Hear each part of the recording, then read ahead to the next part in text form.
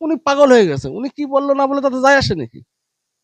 উনি কি বললেন না বললেন তাতে যায় আসে? যেখানে যাচ্ছে যান না। এর আগে তো নন্দীগ্রামে বলেছে আমি হারিনি, লাইট অফ করে করেছে। তখন একবার কেস করে যাননি তো। কেস করেছে তারপর তা হয়ে গেছে। এখানেও হয়ে যাবে। জ্যোতিপ্রিয় জেলে গেল। আজকে রথীন বাবুকে ডাকছেন। ইনাদেরকে যারা দুর্নীতি করতে সাহায্য করেছে আমি আজকে বলে দিচ্ছি ছাড় কিন্তু তারাও পাবেন না। ভাইপোও জেলে যাবে, পিসিমণি তাকিয়ে তাকিয়ে দেখবে। যে অন্যায় অভিষেক ব্যানার্জি করেছে পশ্চিমবঙ্গের আমজনতার সাথে মাপ পাবে না। লুটপাট করেছে পশ্চিমবঙ্গকে। পশ্চিমবঙ্গের পয়সা পশ্চিমবঙ্গে আছে কিনা, ভারতবর্ষের টাকা ভারতবর্ষে আছে কিনা সন্দেহ আছে। জানতে চাই, রেশনের খাবার মূলত মুরগিকে দিয়ে দেওয়া হয় বা ফেলে দেওয়া হয়। এখন কি আপনি চেষ্টা করছেন ওটাকে উন্নত মানের, যাতে মানুষ খেতে পারে? কথা দিয়েছি পশ্চিমবঙ্গের মানুষের খাবারের সাথে কোনো দুর্নীতি হবে না। প্রথম লক্ষ্য শুরু। এই দপ্তরটা না এমন একটা দপ্তর, কেজিতে কেজিতে পয়সা নিয়েছে না। কি বলছেন আপনি? কেজিতে পয়সা নিয়েছে, একটা পার্সেল কেজিতে পয়সা নিয়েছে না। নকল চালের মিল ওগুলো সব কি হলো, যেগুলো ফলস চাল সেগুলো আপনি দায়িত্ব পাওয়ার পর সেগুলো ছিল, সেগুলো ট্রেস করতে পেরেছেন? যদুর একটা অপারেশন হয়েছে বিগত দিনে মধ্যমগ্রামে, 4 জনকে তোলা হয়েছে। খাদ্য দপ্তরে তিনি গম চালু করলেন, যেটা মানুষ চাইতো, গ্রামের মানুষ চাইতো। আমিও গ্রামের মেয়ে, আমরা বুঝেছি যে গম মানুষ কতটা চাইতো। সেখান থেকে পোকা খাওয়া আটা মানুষকে, সেটা কিন্তু মানুষ চায়নি কোনোদিন। কিন্তু মানুষের রক্ত চুষে খেত, শ্রমিকদের রক্ত চুষে খেত। সব থেকে বড় বার আইসিডিএস এর খাবারটা যে আহ, মানে পরিষ্কার পরিচ্ছন্ন হওয়া দরকার, কিন্তু সেখানে সেইভাবে কোনো পরিষ্কার পরিচ্ছন্ন ছিল না। দেখুন, দুর্নীতির আঁতুড় ঘর যাকে বলা চলে, আপনারা প্রত্যেকেই জানেন। এর আগে যে মন্ত্রী ছিলেন জ্যোতিপ্রিয় মল্লিক, তাকে জেল খাটতে হয়েছিল। কেন বলুন তো? এই খাদ্য, চাল চুরি, ডাল চুরি, এইসব শুনে শুনে আমরা অভ্যস্ত হয়ে গেছি। সেখান থেকে দাঁড়িয়ে একজন সৎ মানুষের হাতে এসেছে আমরাও আস্থাশীল খাদ্যমন্ত্রী অশোক কীর্তনিয়া। তিনি যেদিন চার্জ পেলেন, কার্যত আমরা দেখলাম দৌড়ে বেড়ালেন কোথায় কোথায় কি হচ্ছে। তার বিভিন্ন ভিডিও ভাইরাল হয়েছে। কার্যত খাদ্য দপ্তরে তিনি গম চালু করলেন, যেটা মানুষ চাইতো, গ্রামের মানুষ চাইতো। আমিও গ্রামের মেয়ে, আমরা বুঝেছি যে গম মানুষ কতটা চাইতো। সেখান থেকে পোকা খাওয়া আটা মানুষকে, সেটা কিন্তু মানুষ চায়নি কোনোদিন। কিন্তু এর আগে যে মন্ত্রী ছিলেন জ্যোতিপ্রিয় মল্লিক, তাকে কিন্তু জেলে যেতে হয়েছে। সেই ডিপার্টমেন্ট অত্যন্ত শক্ত। আমি সেটাই কথা বলছিলাম দাদার সঙ্গে, যে কিভাবে সামলাচ্ছেন। দেখুন, পার্টি আমার প্রতি ভরসা রেখেছে। আমরা যে দলটা করি না, সেই দলটা আছে রাষ্ট্রবাদী দল। আমাদের প্রথম লক্ষ্য থাকে মানুষের কিভাবে আমরা সেবা করতে পারবো, সেবার লক্ষ্য নিয়ে আমরা পার্টিটা করতাম। এবং পার্টি আমার প্রতি বিশ্বাস রেখেছেন ভারতবর্ষের যশস্বী প্রধানমন্ত্রী নরেন্দ্র মোদী এবং আমার যিনি দুজন স্বপ্নের নেতা, একজন নরেন্দ্র মোদী আর একজন শুভেন্দু অধিকারী। এনারা আমাকে যে দায়িত্ব দিয়েছেন, আমি দৃঢ় প্রতিজ্ঞ। যেদিন আমাকে দায়িত্ব দিয়েছে আমি কথা দিয়েছি পশ্চিমবঙ্গের মানুষের খাবারের সাথে কোনো দুর্নীতি হবে না। প্রথম লক্ষ্য শুরু। পশ্চিমবঙ্গের মানুষ যে সরকারি সুযোগ সুবিধা, সরকার বেনিফিটেড যে খাবারটা পাওয়ার কথা, তারা বিগত দিনে পায়নি 15 বছরে।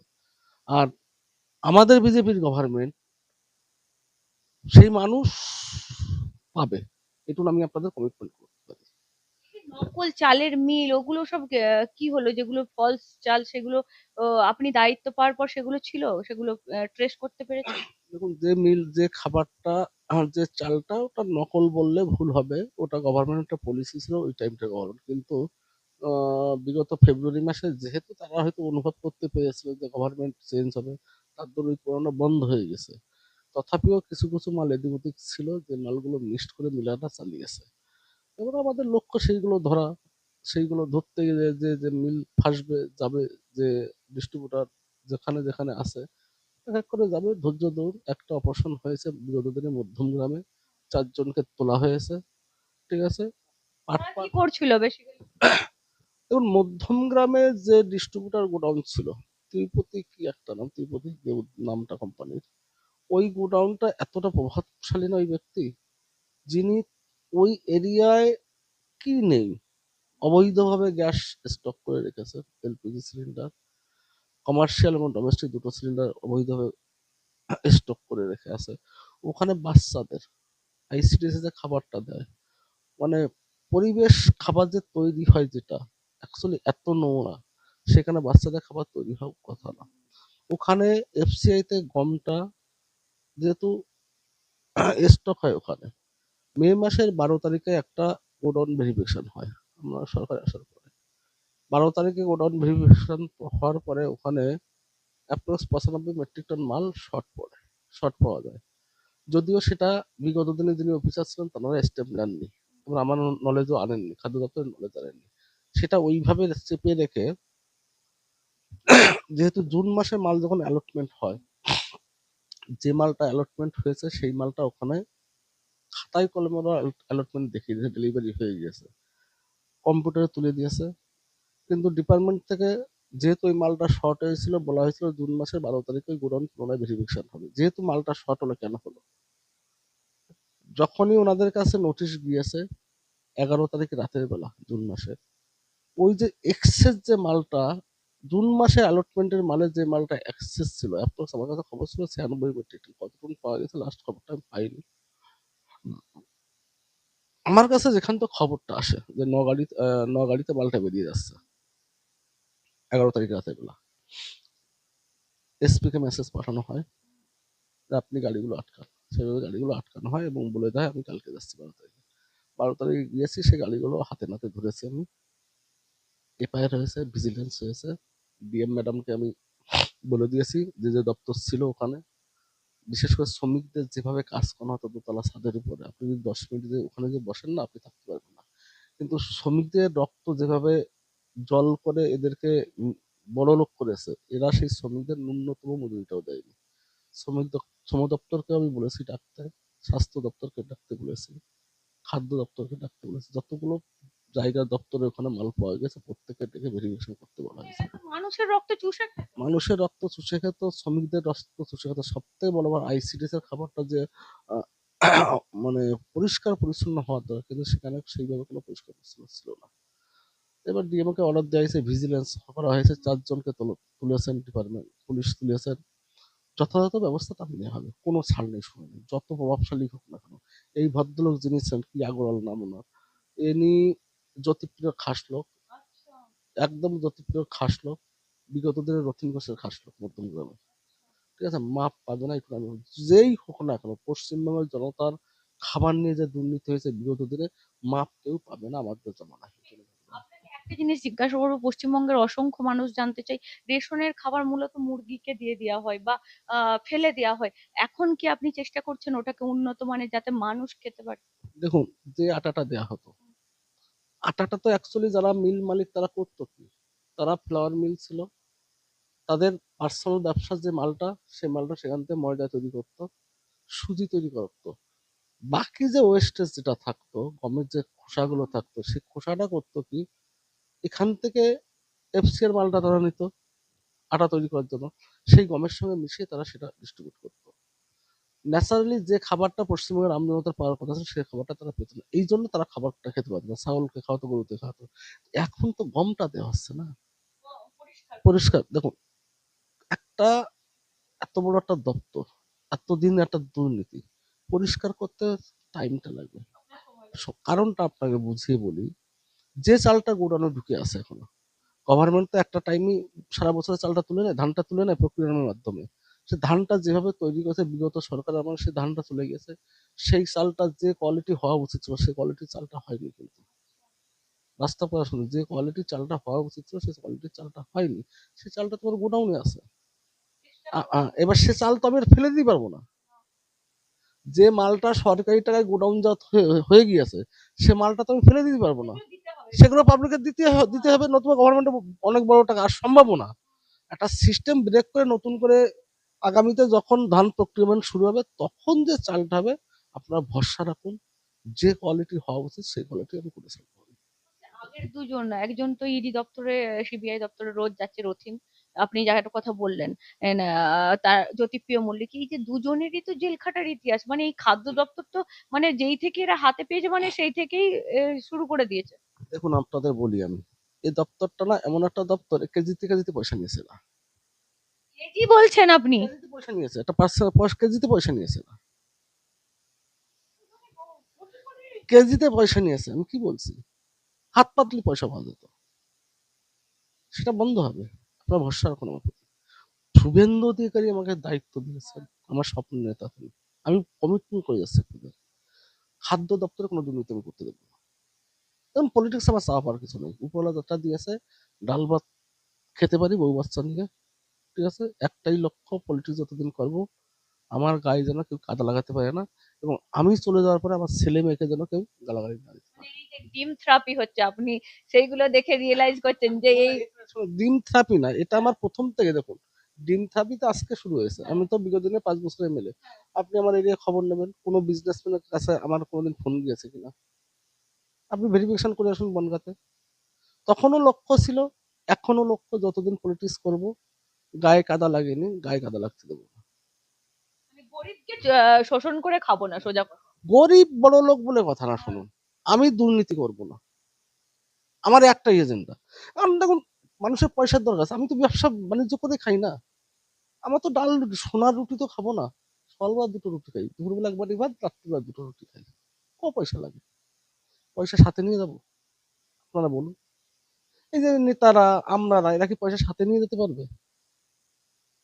এই গরু কয়লা বালি অভিষেক বন্দ্যোপাধ্যায় কি করলো কি, মানে মমতা বন্দ্যোপাধ্যায় সততার প্রতীক বলে তার আড়ালে ভাইপোকে দিয়ে পুরো তো শেষ তো। লুটপাট করেছে পশ্চিমবঙ্গকে, পশ্চিমবঙ্গের পয়সা পশ্চিমবঙ্গে আছে কিনা, ভারতবর্ষের টাকা ভারতবর্ষে আছে কিনা সন্দেহ আছে, প্রশ্নবোধক বলছেন ছিল। আপনি বিস্ফোরক তথ্য আমি পাচ্ছেন। বলছি তো আপনাদের, খবর নিন, আস্তে আস্তে পাবে। ভারতবর্ষের টাকা ভারতবর্ষে ভাইপো রেখেছে কিনা প্রশ্নবোধক ছিল। ও বাইরে করে। অবশ্যই। অভিষেক বন্দ্যোপাধ্যায় কি অ্যারেস্ট হবে না? এই যে 3 দিন জেরা হচ্ছে, বাংলার মানুষও তো বিরক্ত হয়ে যাচ্ছে, বলছে মিডিয়া সবসময় দেখাচ্ছে এই যাচ্ছে এই যাচ্ছে, মানে অ্যারেস্ট কি হবে না এত যদি করে থাকে?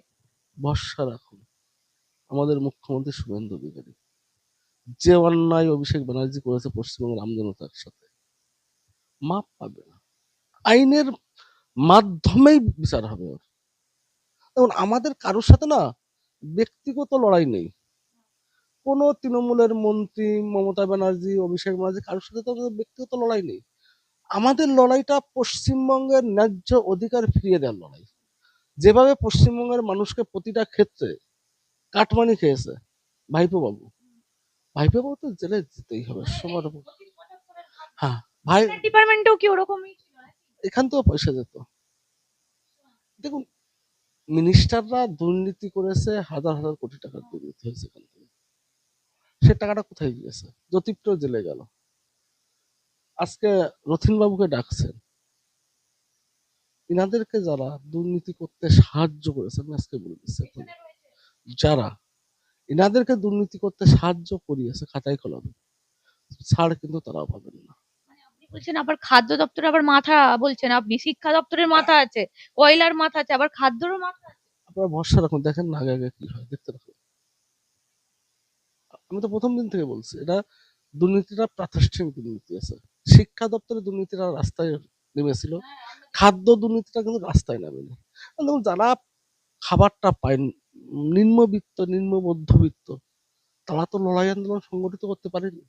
তাদের দেখেছে কি, যে কোয়ালিটির খাবারটা পাওয়ার কথা ছিল অ্যাজ পার হিউম্যান রাইটস অনুযায়ী, সেই কোয়ালিটি খাবার কিন্তু তারা পায়নি। তারা দেখেছে আমরা পাচ্ছি, খাচ্ছি, বাঁচছি একটু, যাতে তাদের যে পুষ্টিটা পাওয়া উচিত ছিল, যে কোয়ালিটি, একটা চাল ধরেন যে কোয়ালিটি হওয়া উচিত, আজকে যে চালটার তার লংজিভিটি, একটা মানে হিউমিডিটি যেটা পার্সেন্টেজ থাকে আর কি, জলীয় বাষ্প, তার পার্সেন্টেজের ব্যাপারটা, সেই চালটা কতদিন গোডাউনে থাকবে, সেটা তো অ্যাজ পার রুলস আছে, সেই রুলসকে ব্রেক করে প্রতিটা ক্ষেত্রে দুর্নীতি হয়েছে। সেই চালটা কতদিন গোডাউনে থাকার পরে, সেই চালটা কতদিন মানুষের খেতে পারবে, কতদিন পরে সেইটা কোনোদিন এখানে মেনটেন করা হয়নি। এইখানেই তো গোড়াই গলত তো এখানে করেছে, মিল মালিকগুলো তো এখানেই করেছে। মিল মালিকগুলো তারা কি করবে? তাদেরকে এই নেতারা পয়সা, আমলারা পয়সা চেয়েছে। মিল মালিকগুলো তাদেরকে সঠিকভাবে যদি করতে দিত, না তোমার ভাই পয়সা লাগবে না, তুমি আমার মালটা ভালো ভালো দাও, তা মানুষকে ভালো দাও, তাহলে এই দুর্নীতিগুলো আজকে হতো না, মানুষ তার সঠিক পুষ্টিটা পেত। কিন্তু মমতা ব্যানার্জি কালকে ভবানীপুরের নির্বাচন নিয়ে কোর্টে চলে গেছেন, বলছেন আমি ভবানীপুরের ফল খুশি নই, উনি উনি হারেননি। ছাড়েন তো, উনি পাগল হয়ে গেছে, উনি কি বললো না বলে তাতে যায় আসে নাকি? উনি কি বললেন না বললেন তাতে যায় আসে? যেখানে যাচ্ছে যান না। এর আগে তো নন্দীগ্রামে বলেছে আমি হারিনি, লাইট অফ করে করেছে, তখন একবার কেস করে যাননি তো, কেস করেছে, তারপর তা হয়ে গেছে, এখানেও হয়ে যাবে। শুনুন, উনি পাগল হয়ে গেছেন, মমতা ব্যানার্জি, সম্মানীয় মমতা ব্যানার্জি পাগল হয়ে গিয়েছে। শেষ তো, ভাইপোও জেলে যাবে, পিসিমণি তাকিয়ে তাকিয়ে দেখবে, সময়ের কাছে দুর্নীতি করলে যাবে, মাপ নেই কাউকে। মানে ভবানীপুরে উনি হেরেছেন আপনারা একদম স্ট্রিক করে রয়েছেন। অবশ্যই হেরেছে। আমরা কি ভোট হয়েছে ভেরিফিকেশন করে করে ভিভিপ্যাট হয়েছে, ব্যালট বাক্স সব হয়েছে, ব্যালট বাক্স সরি ভিভিপ্যাট ভেরিফিকেশন করে তারা পাওয়ার তো ভবন, যখন ইলেকশনটা হলো সমস্ত ক্ষমতা তো প্রশাসনিক যন্ত্রটা তো তাদের কাছে ছিল, প্রশাসনিক যন্ত্র তো তাদের কাছেই ছিল। ইলেকশন তখন তো গভর্নমেন্ট, আমরা ক্ষমতায় আসিনি, তখন তো তৃণমূল খবর ক্ষমতায় ছিল এক প্রকার, তারা তাদের আন্ডারে নির্বাচন, যতই নির্বাচন কমিশন নির্বাচন করুক, তাদের প্রশাসনিক যন্ত্র তো তৃণমূলের ছিল, মমতা ব্যানার্জি ছিল। ওটা যে হারবেন এটা আমরা জানতাম। মানে এখন মুখটা স্বচ্ছ করার জন্য এইসব করছে। কোনো লাভ নেই, মুখে ওনার যা কালি লেগে গিয়েছে না, ও মুখ আর কেউ দেখতে যাচ্ছে না পশ্চিমবঙ্গে।